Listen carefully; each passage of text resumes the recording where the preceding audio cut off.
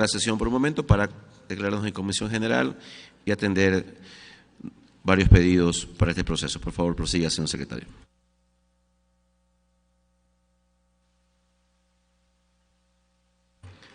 Señores de protocolo, por favor, nos ayudan con el ingreso al pleno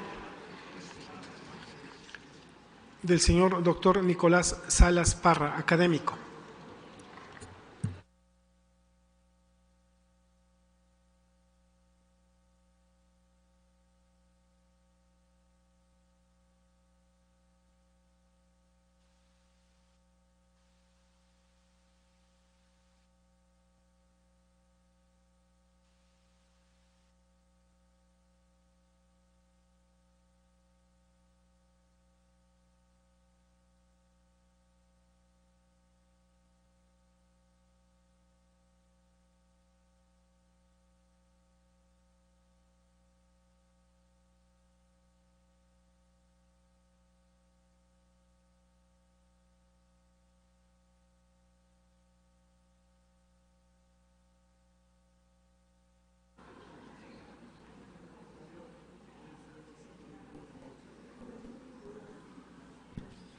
Muchas gracias.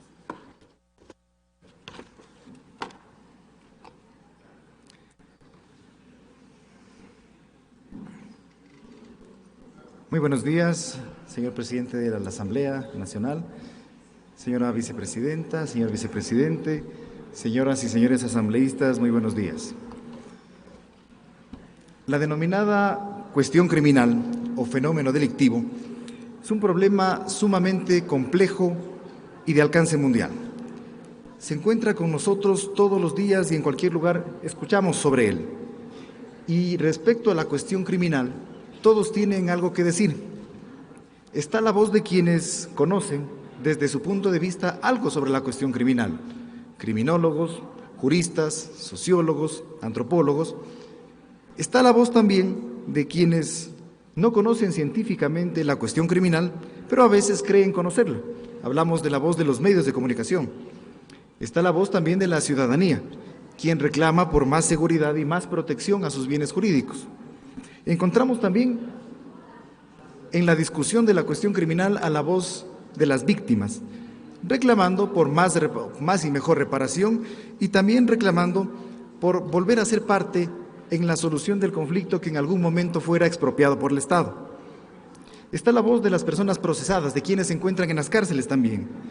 De todas estas voces que algo tienen que decir sobre la cuestión criminal, en este día vengo a presentar la voz de quienes desde la academia y desde el ejercicio de la profesión de abogado interpretamos y estudiamos las disposiciones que se elaboran y que provienen desde aquí, desde la Asamblea Nacional. Respecto a todo esto, es importante indicar inicialmente que el mecanismo que tiene a su alcance la Asamblea Nacional para dar su respuesta a la cuestión criminal se denomina política criminal. Partiendo de que la política criminal es la respuesta que da el Estado al fenómeno delictivo, es importante entender también que esta respuesta al fenómeno delictivo que viene de parte del Estado, específicamente desde el legislador, debe tener como consecuencia la generación de normas sistemáticas, claras y entendibles con la finalidad de cumplir los fines de prevención general que son los fines atribuidos a la ley penal. En este sentido, haré observaciones muy puntuales a ciertos elementos de la propuesta de reforma al Código Orgánico Integral Penal desde lo que se me ha solicitado, que es desde el punto de vista académico. Voy a referirme inicialmente que el Código Orgánico Integral Penal, en la formulación que se hizo y que entró en vigencia el 10 de agosto del año 2014, partió con una serie de falencias sistemáticas y dogmáticas. Conocemos quienes estamos del lado de la academia que nuestro sistema dogmático, que lo encontramos en el artículo 18 del Código Orgánico Integral Penal, viene desde Alemania, y eso no es un tema oculto. Y justamente es en Alemania donde se formulan la mayor parte de teorías relacionadas con el delito y con la concepción jurídica de las categorías dogmáticas del delito. Es así que nosotros encontramos en el actual artículo 26 del Código Orgánico Integral Penal una definición de dolo que sí, proviene de Alemania, pero que tiene una concepción dogmática de hace más de 100 años, una concepción del denominado dolus malus, que es la concepción que usualmente conoce la ciudadanía y que dice, actúa dolosamente la persona que tiene la intención de producir un daño. Resulta que esta concepción de hace más de 100 años, no solamente que es una concepción desactualizada del dolo, sino es una concepción que genera algunos problemas de interpretación para los operadores de justicia. Esta concepción dogmática puede llevar incluso a equívocos a los jueces. Hay que resaltar que la producción legislativa debe tener como parámetro la identificación de normas claras, pero claras para qué destinatarios. Si nosotros revisamos el Código Orgánico Integral Penal y vemos que tiene sus 3 partes claramente establecidas, la parte general, la parte especial, la parte procesal y la parte ejecutiva, vamos a ver que dentro de la parte general, del artículo 1 al 78 del Código Orgánico Integral Penal, se refiere a las normas sistemáticas que sirven para aplicar la parte especial de un código.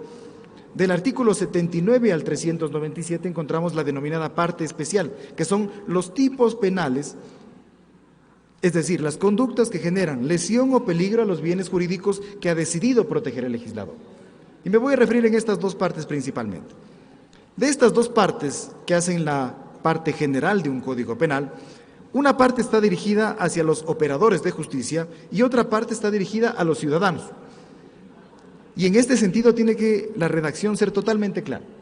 Decía que del artículo 1 al 78 están estas normas, qué es el dolo, qué es la culpa, la pena, la culpabilidad, la antijuridicidad y todos estos términos técnicos que justamente deben ser redactados de manera sistemática y técnica para que sean entendidos e interpretados y aplicados de manera adecuada por jueces y fiscales.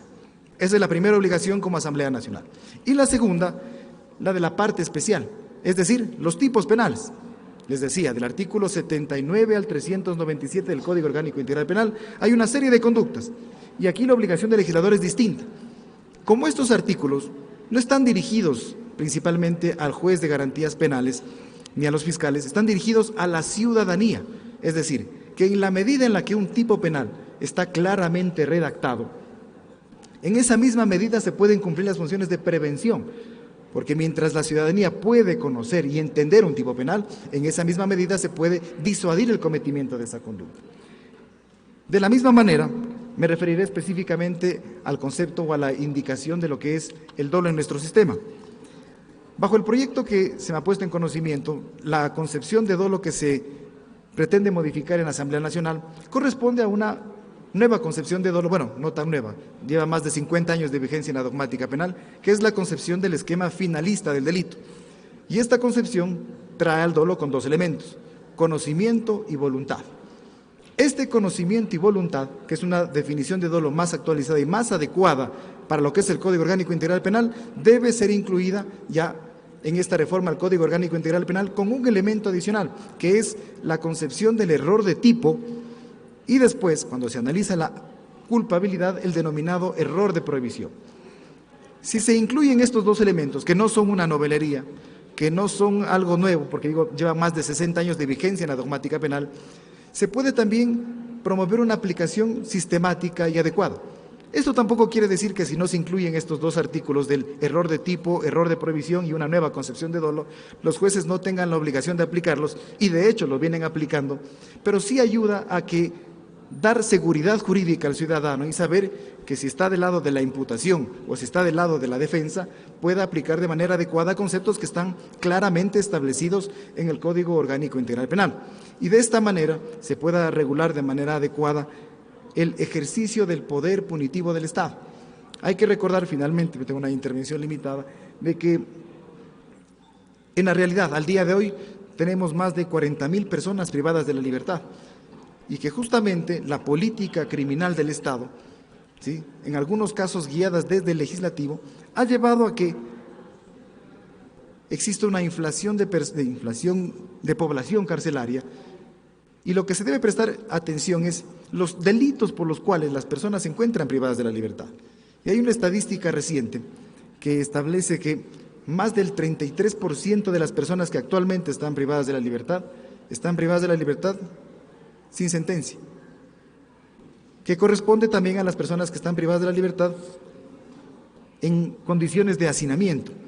Y efectivamente, si se pueden modificar desde los parámetros dogmáticos hasta la aplicación final de una sentencia, podemos regular de manera adecuada el ejercicio del poder punitivo del Estado aquí en el país.